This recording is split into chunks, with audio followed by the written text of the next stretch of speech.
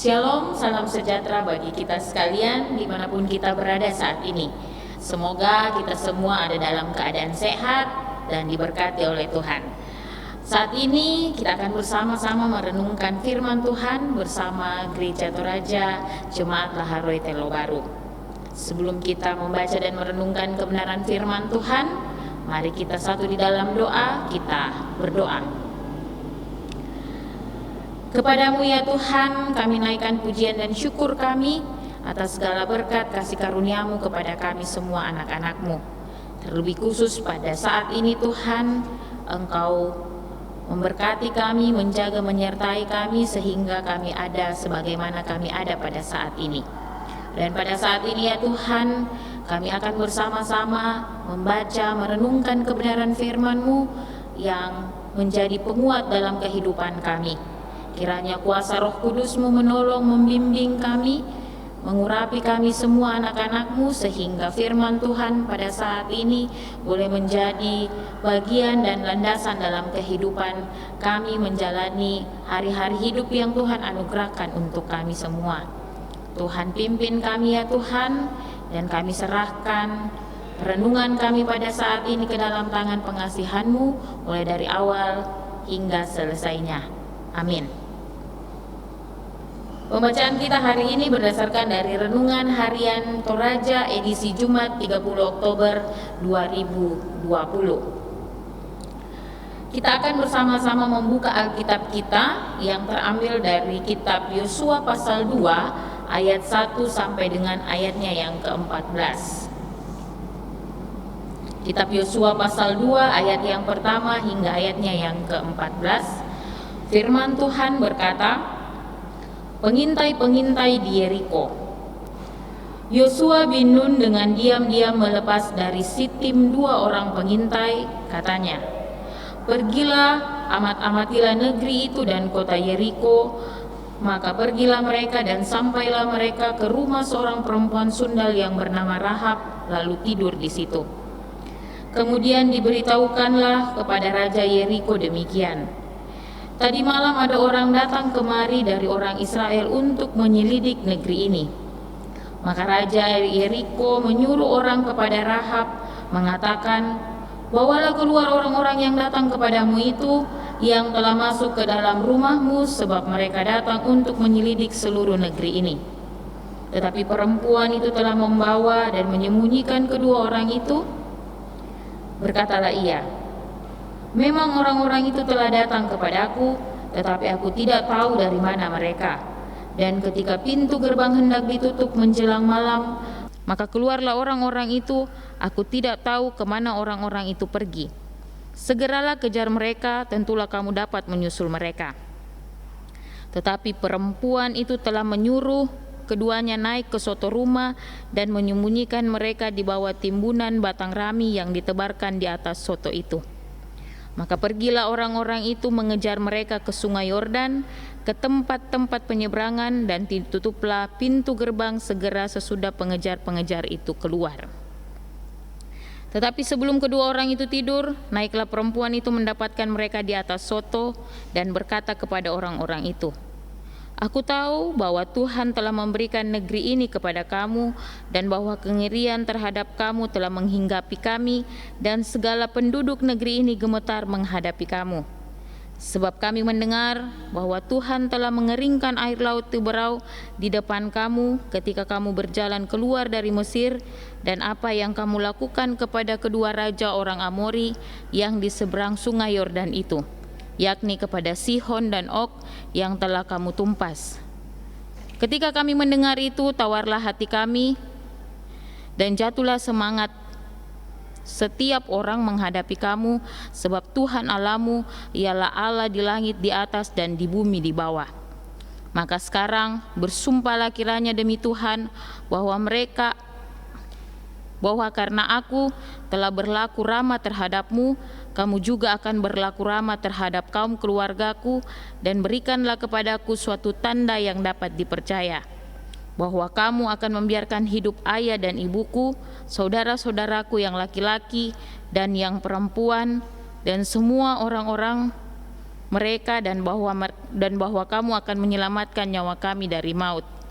Lalu jawab kedua orang itu kepadanya, nyawa kamilah jaminannya bagi kamu, asal jangan kau kabarkan perkara kami ini.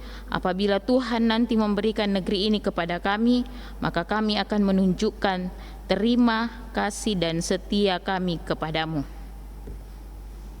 Sampai sedemikian jauh firman Tuhan, dan yang dikatakan berbahagia adalah setiap kita yang mau senantiasa setia membaca dan merenungkan kebenaran firman ini dalam sepanjang kehidupan kita. Bapak, Ibu, Saudara-saudari yang terkasih di dalam Tuhan, dalam hidup kita saat ini kita diperhadapkan dengan berbagai macam pilihan, mulai dari kita bangun pagi dan dalam menjalani keseharian kita setiap hari. Namun, pertanyaannya bagi kita sekalian adalah, pernahkah Anda memutuskan untuk melakukan sesuatu yang sebenarnya kita tahu bahwa keputusan itu berisiko besar dalam kehidupan kita? Walaupun berisiko besar dalam kehidupan kita tetap mau memutuskan pilihan tersebut, mau memutuskan keputusan tersebut, karena kita tahu bahwa apa yang kita lakukan adalah sesuatu yang benar dalam hidup kita. Bapak Ibu yang terkasih di dalam Tuhan, dalam pembacaan kita pada saat ini di kitab Yosua pasal 2 ayat 1 sampai dengan ayat yang ke-14, seorang perempuan sundal yang bernama Rahab mengambil keputusan yang tidak main-main dalam kehidupannya. Betapa beraninya dia menyembunyikan 2 orang pengintai di dalam rumahnya, yang pada saat itu semua orang di tanah Kanaan mereka mencari kedua pengintai tersebut. Tetapi dengan berani Rahab menyembunyikan kedua orang tersebut di dalam rumahnya. Tentu saja Rahab tahu bahwa apa yang dilakukannya, tindakan yang dilakukannya berisiko besar terhadap dirinya kalau sampai ia ketahuan.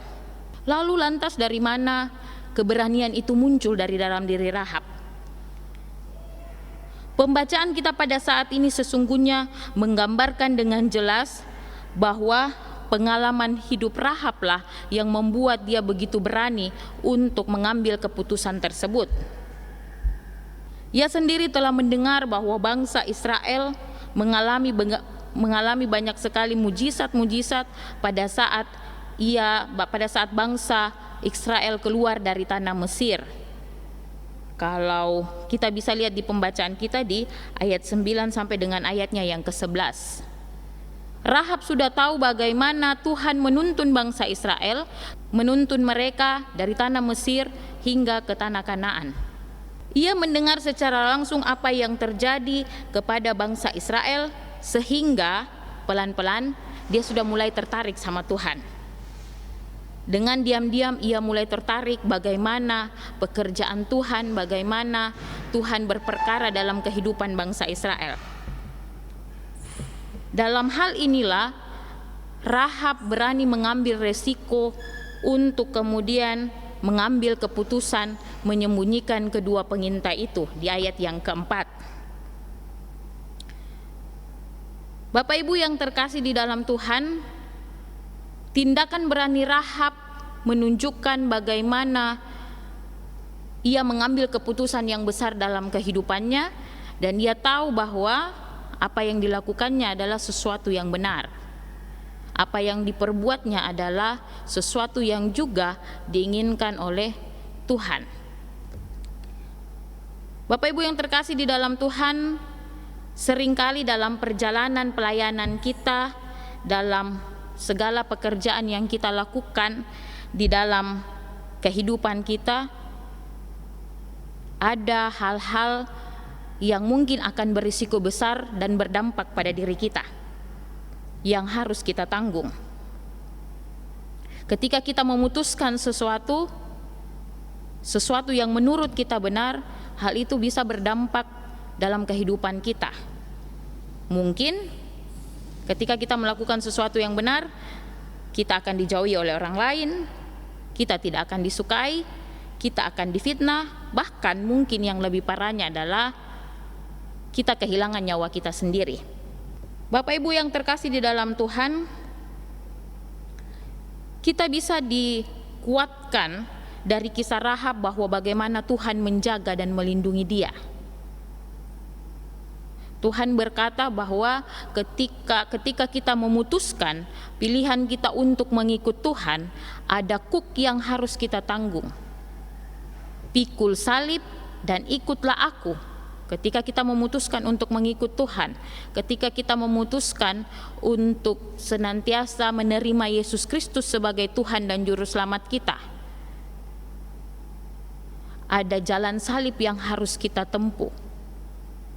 Ada resiko yang harus kita ambil. Tapi dalam perjalanan ketika kita mempercayai Tuhan dalam kehidupan kita, Tuhan juga tidak akan pernah meninggalkan kita. Itu janji Tuhan dalam kehidupan kita. Bukan berarti ketika kita mengikut Tuhan hanya penderitaan yang kita alami, tetapi percayalah bahwa akan ada sukacita yang menanti kita di depan sana. Kita percaya bahwa kita tidak berjalan sendiri. Kita punya Tuhan yang akan senantiasa menyertai dan melindungi kehidupan kita. Rahab pun sadar resiko yang harus dia tanggung ketika dia mengambil keputusan tersebut. Tetapi ia tetap dengan keputusannya menyembunyikan kedua orang tersebut. Meskipun resikonya sangat besar dalam kehidupan mereka ketika ia melakukan hal tersebut. Namun ia yakin bahwa yang dia lakukan adalah sesuatu yang benar. Jika dalam perjalanan pelayanan kita saat ini kita berpikir bahwa yang kita lakukan dalam pelayanan, yang kita lakukan dalam sebuah pekerjaan kita adalah sesuatu yang benar, maka lakukanlah itu. Tetapi jangan berdasarkan kemauan kita sendiri. Ketika kita memutuskan sesuatu dalam kehidupan kita, ketika kita mau mengambil keputusan dalam kehidupan kita, mintalah hikmat dari Tuhan. Apakah keputusan yang saya akan ambil adalah keputusan yang sesuai dengan maunya Tuhan, dengan perintahnya Tuhan, dengan kehendaknya Tuhan. Lantas bagaimana kita tahu bahwa itu adalah kehendaknya Tuhan? Minta hikmat lewat berdoa, minta hikmat lewat membaca firman Tuhan dalam kehidupan kita. Ketika kita berjalan bersama Tuhan, ketika kita mengandalkan Tuhan dalam kehidupan kita, maka Tuhan akan membukakan jalan dan kemungkinan-kemungkinan dalam kita mengambil keputusan tersebut dalam kehidupan kita. Yang pasti, selama kita masih hidup di dunia ini, teruslah berjuang untuk kebenaran. Jangan berjuang sendiri, tetapi berjuanglah bersama Tuhan lewat doa, lewat membaca firman Tuhan. Karena dari situlah kita akan mengetahui apa yang Tuhan mau dalam kehidupan kita. Ketika kita melakukan sesuatu yang benar dalam kehidupan kita, maka Tuhan akan dimuliakan. Sekalipun beresiko, sekalipun akan ada banyak tantangan dan masalah yang akan kita hadapi, tetapi ketika kita berjalan bersama-sama dengan Tuhan, Tuhan akan senantiasa menguatkan kita, Tuhan akan senantiasa menggandeng tangan kita dan berjalan bersama-sama dengan kita. Kalau pada saat itu Rahab dilindungi, saat ini pun dalam perjalanan kehidupan kita, Tuhan akan senantiasa melindungi kita, menjaga kita, menjamin kehidupan kita ketika kita berjalan hanya bersama-sama dengan Tuhan. Demikianlah firman Tuhan.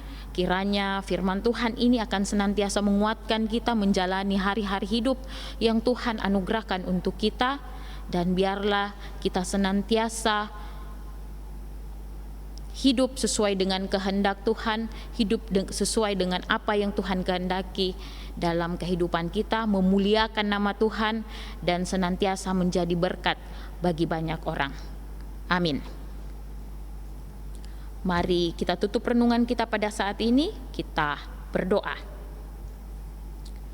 Ya Tuhan Allah Bapa yang Maha Kasih, kami mengucap syukur Tuhan untuk kebenaran firman Tuhan yang boleh kami baca renungkan bersama pada saat ini. Kami tahu kami semua adalah manusia yang penuh dengan keterbatasan, tetapi kami percaya kami punya Tuhan yang akan senantiasa memampukan kami untuk mengerti, memahami firman Tuhan pada saat ini.